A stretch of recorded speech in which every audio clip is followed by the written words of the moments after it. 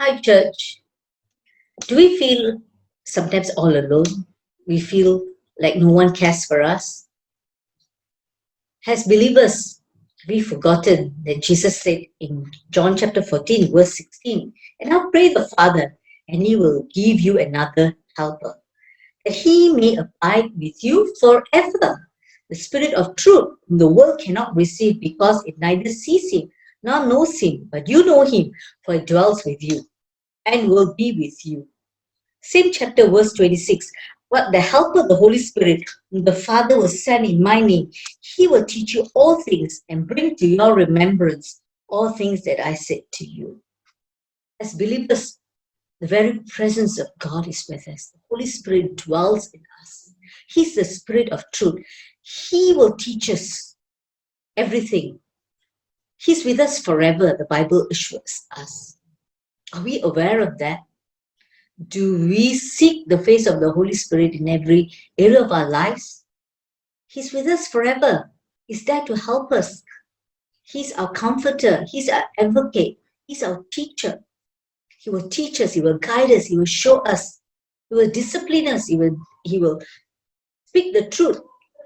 Many times in my own journey with God, the Holy Spirit has played such an important role in my life, given me confidence and courage when I lacked it, spoken to me, given me wisdom in decisions, choices that I had to make. So many areas that I can testify of the working of the Holy Spirit. But we can listen and obey. It's up to us. We can grieve the Holy Spirit by not acknowledging Him in our lives. We can quench the Holy Spirit by not allowing Him to speak the truth in our lives. The Holy Spirit plays such an important role. It's the very presence of God. We need the Holy Spirit. We need the Holy Spirit. We can't do anything. We can't function effectively in serving Him, in living as believers of Jesus. We need to depend on the Holy Spirit. Has He ever prompted you to speak to someone, to pray for someone, or go somewhere? I'm sure you have a lot of testimonies that you can share. I want to share one incident that happened to me a few years ago. My friend, she rented a house to a tenant. There's some dispute, and this friend of mine worked with me. And the tenant's working place was not that far from my office. So she walked over, and they could not settle the dispute. And the tenant decided to call the fiancé. And my friend texted me and said, oh, she's calling the fiancé. And that's where the Holy Spirit prompted me to go to your friend. You will know the fiancé. I didn't know the tenant. I didn't know the fiancé. But thank God I listened and obeyed. And I walked over. The same time the fiancé arrived, and he came driving down the street very, very fast. And he parked his car in the middle of the road. He came charging at my friend to attack her. And I recognized him. I didn't know him personally, but I recognized him.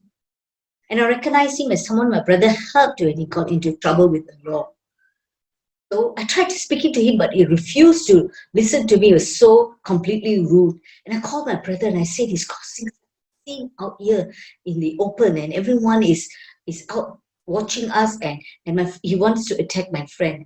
My brother said, pass the call. Thank God he took the phone from me and he spoke. And from such an angry, raging person, he turned into a gentle person. And he immediately apologized profusely.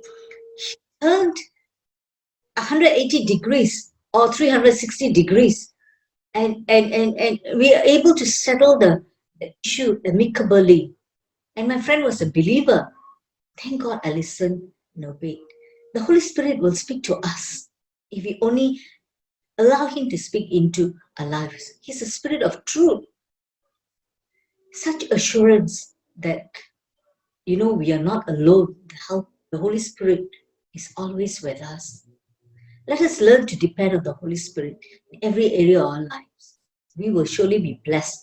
Such blessed assurance. God bless all of you.